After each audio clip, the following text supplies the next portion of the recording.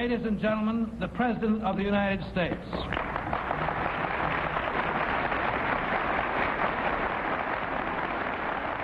For we are opposed around the world by a monolithic and ruthless conspiracy that relies primarily on covert means for expanding its sphere of influence, on infiltration instead of invasion, on subversion instead of elections, on intimidation instead of free choice, on guerrillas by night instead of armies by day.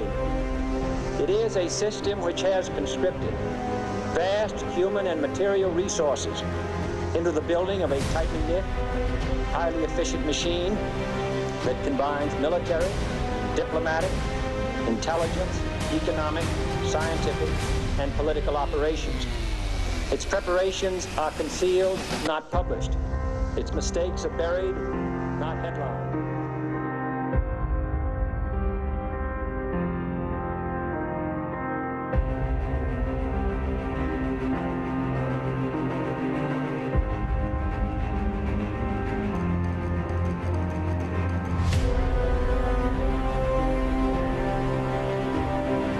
Esto lo dijo él en 1961 y usted puede decir tres cosas. Estaba loco, era parte del sistema o se dio cuenta y estaba amenazado. Lo cierto es que 60 años después lo que hemos visto es una réplica de lo que él mismo denunciaba. Lo curioso es que hoy ese tipo de palabras son inmediatamente tachadas de conspiración.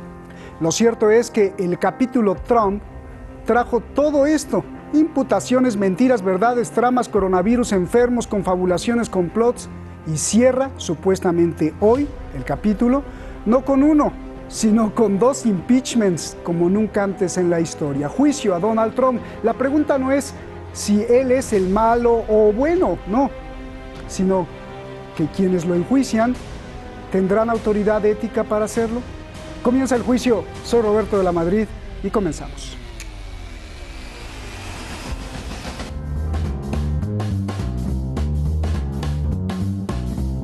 Martes. Inicia la fase principal del segundo impeachment para el expresidente Donald Trump, el primer mandatario en enfrentar 2 veces el juicio político en la historia y el primero que lo enfrentará después de haber dejado la oficina. Esto es precisamente el debate del martes. Duraría 4 horas. ¿Es constitucional este proceso después de la presidencia? Senadores votan y en mayoría simple se aprueba si el juicio inicia el miércoles. Miércoles. Inicia el proceso del juicio. Cada parte tendrá 16 horas para ofrecer sus argumentos, con varios recesos que podrían durar días. Se cree que no más de 3 semanas. Parte acusadora. Es la Cámara de Representantes, es decir, la mayoría demócrata liderados por la presidenta de esa Cámara, Nancy Pelosi, aprobaron enjuiciar a Trump. El jurado es la Cámara de Senadores, 100 senadores, 50 demócratas y 50 republicanos. Si hay empate, la vicepresidenta Kamala Harris, en su papel de presidenta del Senado, tiene el voto decisivo. La acusación. La Cámara Baja lo acusa de incitación a la insurrección por el ataque al Capitolio producido por sus seguidores el 6 de enero. Trump ese día dio un discurso explosivo. Si no lucháis como demonios, nunca más tendréis un país, dijo. Los demócratas consideran que estas palabras provocaron el ataque. USA, USA, USA.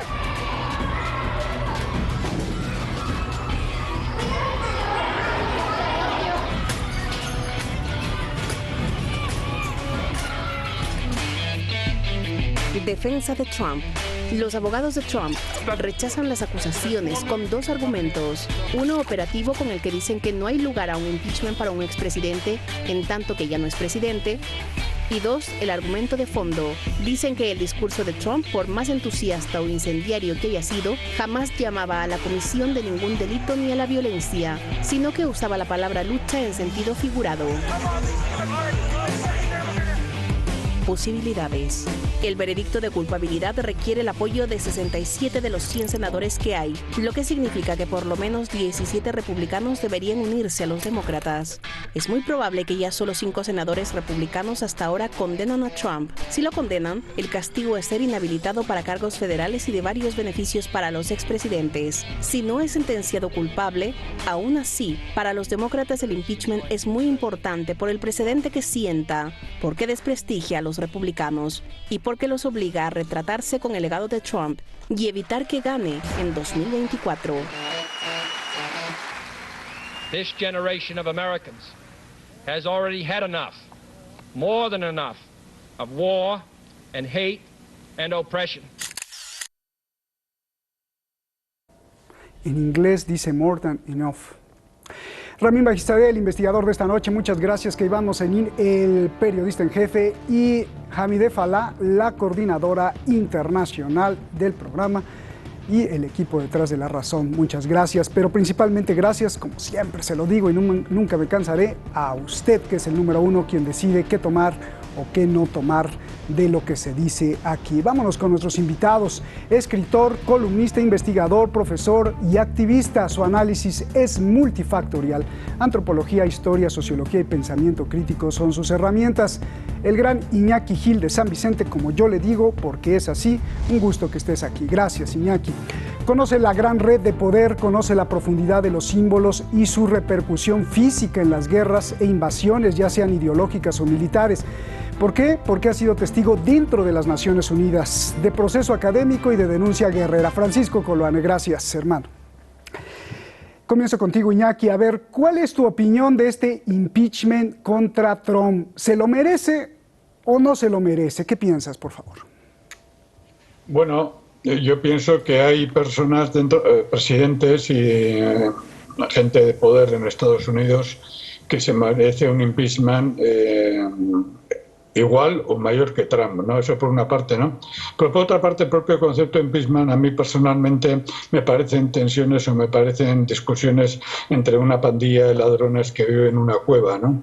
Que intentan resolver sus conflictos con teatro cara al exterior para que los que le acusan intenten lavarse la imagen frente a un mundo que ya no critica solamente a Trump, sino critica a toda la historia de los Estados Unidos, ¿no?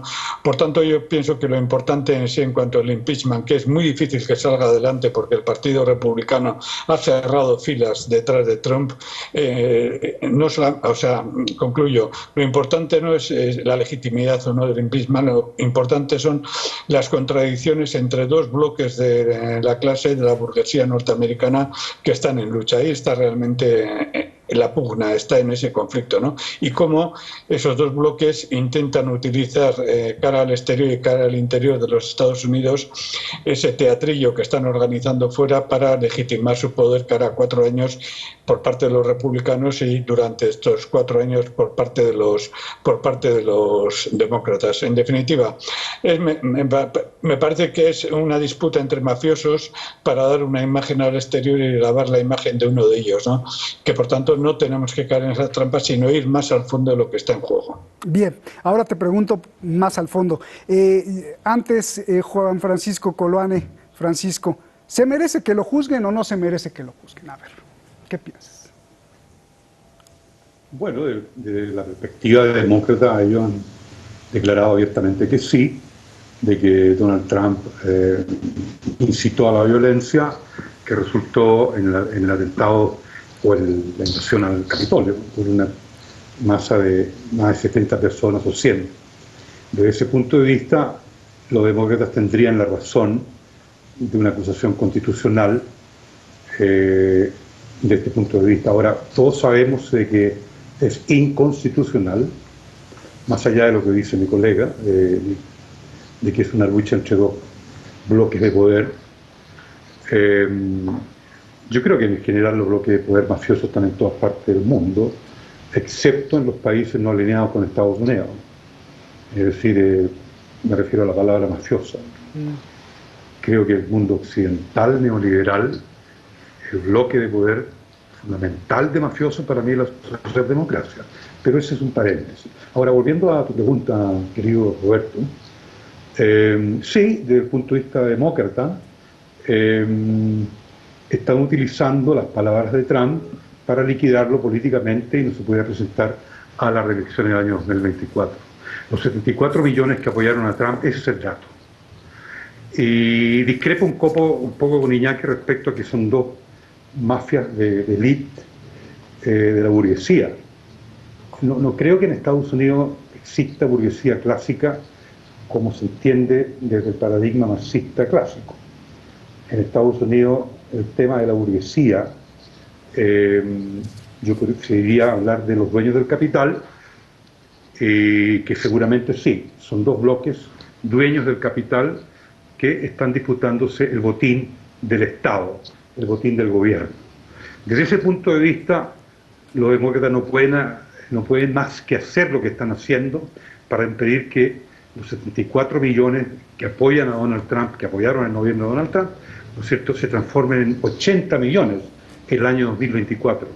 Porque hay que entenderlo desde el punto de vista de la ciencia política, de que 74 millones, bajo las condiciones de que Trump prácticamente estuvo cercado por los medios, por la opinión internacional, por un sector importante del Pentágono, no todos, por prácticamente toda la estructura del alto poder económico que apoyaron a Biden, es decir, con todos esos elementos en contra, él pudo obtener 74 millones. Las encuestas dicen de que el 56% de los votos republicanos son pro-Trump, es decir, prefieren a Trump que al partido. Es decir, ese capital político es el que preocupa a los demócratas y que quieren de alguna manera borrarlo, cancelarlo, liquidarlo. Bien.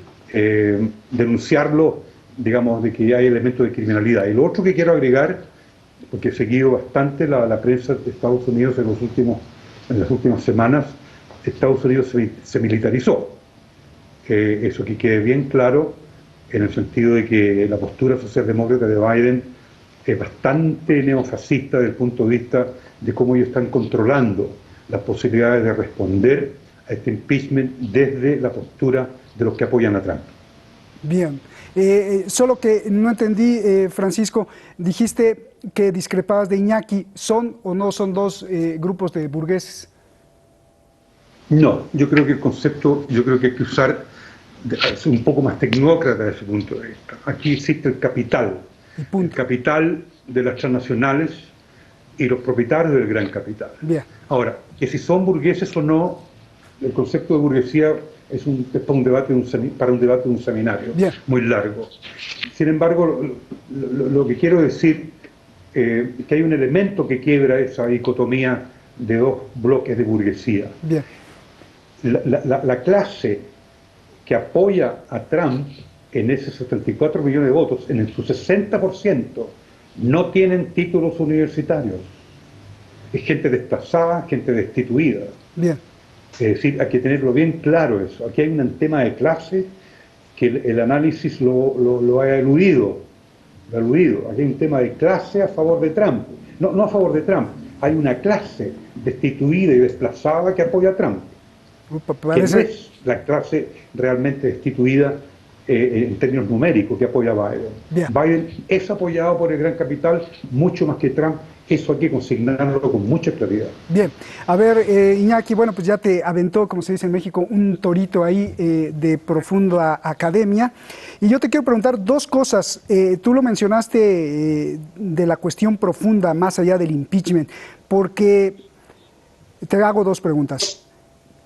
¿Y por qué, si bien en lo correctamente político parece que todos están en contra de Trump, en los ciudadanos comunes, como decía Francisco, hay millones que lo defienden? Esa es una pregunta. Y dos, el juicio a Trump no plantea algo gravísimo, porque si bien es evidente que está llamando a protestar legalmente, pues no está usando la palabra precisa de ataquen al Capitolio, maten y destrocen. El problema es, y esto es por eso que yo lo planteo, ¿dónde está el límite entre la libertad de expresión y el delito?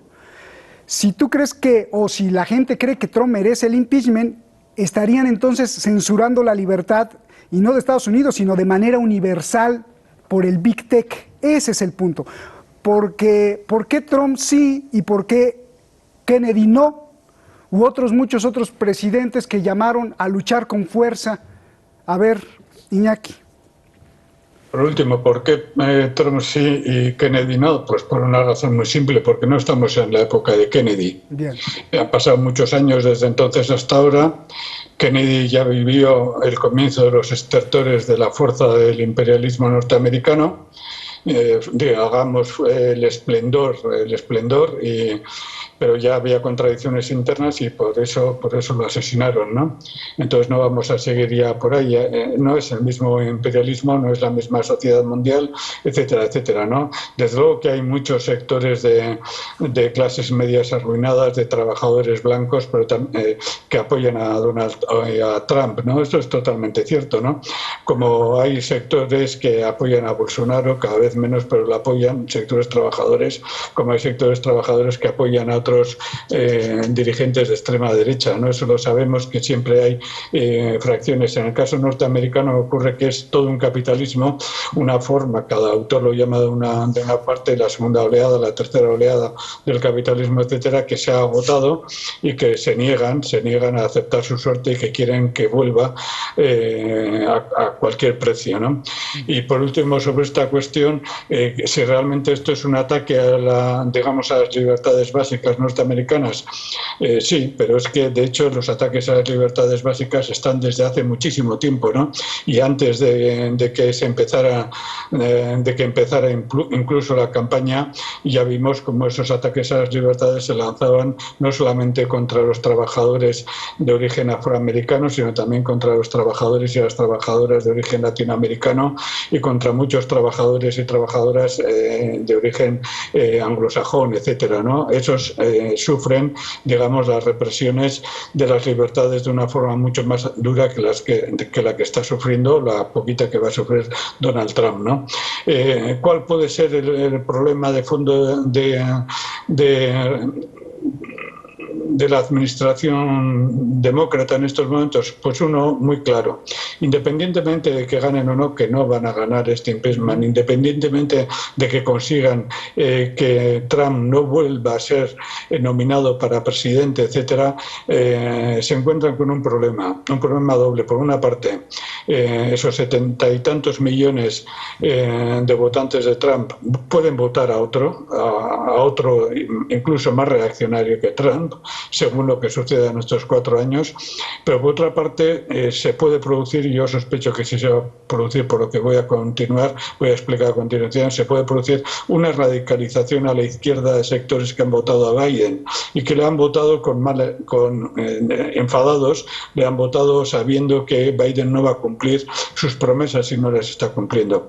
Biden se enfrenta a una cosa que un autor, Robert Brenner, en un escrito reciente ha comentado como el saqueo pantagruélico. ¿Qué quiere decir este autor? Quiere decir que desde los años 30, desde 1933, o sea, prácticamente en 90 años, nunca la FED ha pagado a las empresas privadas, nunca ha dedicado dinero al sector servicios. Todo el dinero que la FED ha volcado ha ido exclusivamente para bancos, ha ido exclusivamente para el capital financiero. Incluso el dinero invertido masivamente desde el año 2008, ese 40% del PIB norteamericano que está subvencionado por créditos, ese 16% que se agarra a las desgravaciones fiscales. Sin embargo, esa dinámica se ha roto. ¿Por qué se ha roto? Porque son conscientes de que la economía norteamericana está destrozada. Ese saqueo pantagruélico, y concluyo con esto, ¿quién lo va a pagar? Lo va a pagar el pueblo norteamericano, mucho del cual ha votado a Biden. Y lo vamos a pagar los pueblos del mundo. Y ahí realmente está una de las razones que explican por qué Biden necesita un cabeza de turco. La cabeza de turco en este momento, aparte de otras razones con las que estoy de acuerdo, la cabeza de turco en este momento, para esos millones de personas es Trump. Pero la lógica de fondo es el saqueo pantagruélico que ya desde febrero del año 2020 se está aplicando a costa del pueblo y que incluso va a ser mayor de lo previsto porque el propio Partido Republicano está haciendo presión para que las pocas ayudas que va a recibir el pueblo norteamericano sean reducidas en 2/3. Bien. Esto va a tener unas consecuencias sociales tremendas. Bien. Gracias. Esa imagen que estás describiendo, e incluso que se podría pensar que los votantes de Trump, sea que sea sentenciado o no, pues lo van a considerar como una luz, independientemente si tengan razón. Yo te quiero preguntar, Iñaki, se lo quiero preguntar primero a Francisco y también a ti. No hay tiempo para que te repita la pregunta, Iñaki, así que se la hago primero a Francisco y esta pregunta es la pregunta final. Francisco, el plan del nuevo orden mundial, el gran reset planteado por el Fondo Monetario Internacional, la Agenda 2030 de serás feliz pero no tendrás nada del Foro Económico de Davos que acaba de terminar y que así concluyeron. También concluyeron ellos, los del Foro Económico Mundial, del gran reseteo. La aparición de la pandemia, la vacunación global y la derrota de Donald Trump, más o menos derrota, o su intento por ser nacionalista, europeísta, pero nacionalista, contrario a lo globalista. ¿Tiene relación todo esto o fue una coincidencia que pasara todo esto junto? Yo creo que tú has hecho el comentario genial. Está todo relacionado. Porque ya en la década del 90, con el desplome soviético, la socialdemocracia forma una alianza con las transnacionales en forma muy inteligente. Digamos, la socialdemocracia internacional, me refiero a la expresión en cada país, que tiene también un compacto internacional de la tercera vía. Lo representaba Anthony Giddens en forma bastante, digamos, diría publicitaria. Anthony Giddens, que se expandió por todo el mundo, Felipe González, Benito Craxi hasta cierto punto, y otros socialdemócratas globales, de la globalización. Entonces, Alain Touraine, que es el filósofo detrás de todo esto, Manuel Castells, un filósofo español que en algún momento fue marxista y ahora es antimarxista, hablan de la localización versus la globalización. Y hablan de la localización de las regiones, América Latina, Asia, Europa, América del Norte, África, las regiones, en oposición a los estados. Entonces ahí hay un tema institucional en el sentido de que le abrían la compuerta al manejo transnacional para un gobierno uniforme. Esto responde a tu pregunta respecto a toda esta unidad que tú haces entre Trump, el impeachment y toda la problemática, lo mismo que hace el compañero Iñaki, en el sentido de que en el fondo los servidores del capital son la socialdemocracia. Nuevo orden mundial. No pudieron formar la socialdemocracia con las transnacionales y con la hegemonía transatlántica, con Estados Unidos a la cabeza, no pudieron formar el nuevo orden mundial. Y aparece este advenedizo, llamado Donald Trump, que entiende esto, independientemente de su postura, de su configuración anímica, o independientemente de su postura subjetiva. Este hombre tiene asesores que entienden esta problemática y le dice: la socialdemocracia durante 30 años ha fracasado, y eso no se lo perdonaron. Bien. Y hoy día la socialdemocracia está vigente en todos lados, ¿no es cierto? Y pretende, son los empleados del capital, son los servidores políticos del capital, y están tratando de reinstalar, ¿no es cierto?, la doctrina de Alain Touraine, de Manuel Castells, de Anthony Giddens, en el sentido de Francisco, un nuevo orden mundial. Francisco, en los diferentes países del mundo, esa socialdemocracia, ¿cuál es el nombre vulgar? ¿Izquierda, derecha, comunismo? ¿Cuál es? Centro-izquierda. Bien. Centro-izquierda ablandada, bien, abierta. Bien. Aquí en Chile, centro-izquierda, en otras partes le llaman. Yo creo que socialdemocracia, técnicamente, desde el punto de vista de la ciencia política, es mucho más apropiado porque es una herramienta del Estado liberal. Gracias. Para que el Estado liberal negocie su capital. Gracias. Esa es mi opinión. Iñaki, nos vamos, por favor, tus palabras. Bueno, yo pienso que lo que es la pretensión del Fondo Monetario Internacional, la pretensión incluso tanto de republicanos como demócratas dentro de los Estados Unidos, la pretensión de la Unión Europea, la pretensión de los grandes empresarios, como muchos en estos momentos se han lanzado a la conquista del espacio, etcétera, no van a conseguir una reactivación de la economía mundial. Se va a conseguir una reactivación muy breve, muy puntual, pero la caída a medio y largo plazo es imparable por 4 razones, ¿no? Una de ellas, ¿quién va a pagar la enorme deuda que tiene Europa? primera cuestión. Y la enorme deuda que está contrayendo Estados Unidos y la enorme deuda que tiene el mundo, que es un 325% del PIB. Eso lo tiene que pagar alguien, primera razón. Segunda razón, el desarrollo de la crisis medioambiental, del calentamiento global, está impactando ya con unos gastos que afectan directamente a la salud y afectan directamente a la tasa de beneficios, que es tremendo y que se van multiplicando día a día, ¿no? Tercer, bueno, hay más razones que no da tiempo a plantear, pero lo que se avecina es una quiebra de cualquier pretensión de legitimidad del capitalismo y una vuelta así, digamos, a un debate que hubo en los años 90, y concluyo con esto, un debate en el que participó Bernstein y algunos otros representantes de la izquierda revolucionaria. Sí. Un feudalismo capitalista. ¿Puede existir un feudalismo capitalista o un capitalismo feudalizado? Ahí estaría una discusión muy interesante. Gracias, Iñaki. Y yo te aumento. ¿Y qué tal si las naves espaciales y la banda de Elon Musk se adelantan y ya pues hay que se mueran todos en la Tierra y ellos se van? Quizá por eso están metiéndole el acelerador. Nos vamos. Gracias, Iñaki. Genial programa, se lo recomiendo. Lo dejo yo a usted con este ensamble maravilloso. Vale la pena reflexionar sobre cada palabra dicha en 1961. Buenas noches. Ladies and gentlemen, the President of the United States.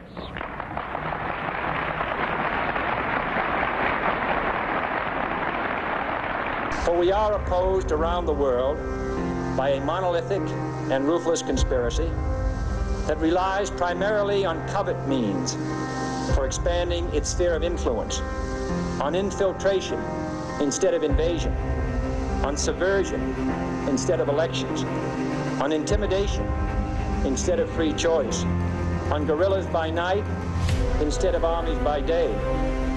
It is a system which has conscripted vast human and material resources into the building of a tightly knit, highly efficient machine that combines military, diplomatic, intelligence, economic, scientific, and political operations. Its preparations are concealed, not published. Its mistakes are buried, not headlined.